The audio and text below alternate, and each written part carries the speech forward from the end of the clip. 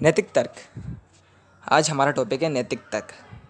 नैतिक तर्क क्या होता है कि समाज में व्यक्ति को सामाजिकरण के दौरान जो भी सीखा जाता है और जो भी मूल्य की वो समाज से प्राप्ति करता है, तो जैसे कि ईमानदारी, सत्यनिष्ठता, चोरी, बेईमानी आदि, ये सभी व्यक्ति के मूल्य होते हैं, है ना। अगर मतलब समाज के और उसके जो विकास होता है वो उसके मूल्य पर ही आधारित होता है। जिस समाज में जैसे मूल्य होंगे उसका विकास वैसे ही होगा।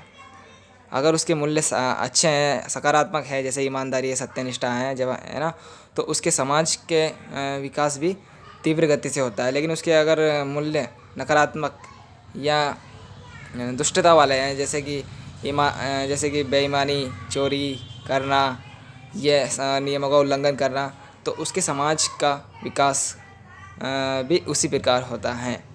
इस प्रकार देखते हैं कि सामान्य तार्किकता का से उपलब्ध तथ्यों के आधार पर सर्वाधिक उपयुक्त तथ्यों तक पहुंचने, जबकि नैतिकता का से मानव व्यवहार के सही और गलत से हैं। इस प्रकार नैतिक तर्क का अर्थ होगा कि मानव जीवन के लिए सही और गलत के संदर्भ में उपयुक्त नैतिक विकल्पों का विकास करना। इस प्रक्रिया में नैतिकता के तत्व जैसे ईमानदारी, सत्यनिष्ठा, जवाबदेहिता, कार्य के प्रति प्रतिबद्धता, पारदर्शिता और गैर भेदभाव वाला व्यवहार आदि मार्गदर्शन का कार्य करते हैं। प्रत्येक व्यक्ति के अपने मूल्य होते हैं जो कि उसने समाज में सामाजिकरण की प्रक्रिया के दौरान बनाए हैं, लेकिन इन व्यक्तिगत मूल्यों में स्वार्थ, अहम नियमों का उल्लंघन जैसे मूल्य भी शामिल होते हैं। और जब व्यक्ति इन मूल्यों के आधार पर निर्णय करता है तो उससे समाज को नुकसान पहुंचता है, लेकिन व्यक्तिगत हितों को फायदा होता है। एक लोक सेवक के लिए यह अभी अनिवार्य रूप से आवश्यक है कि वह व्यक्तिगत हित को स्थापित करने वाले मूल्यों की जगह सार्वजनिक हित को बढ़ावा देने वाले विकल्पों का चयन करें। तो एक लोक सेवक के लिए सकारात्मक या ऐसे मूल्य स्थापित होना चाहिए जिससे कि वह स्वयं के हित को त्यागते हुए सार्वजनिक हित को बढ़ावा दे।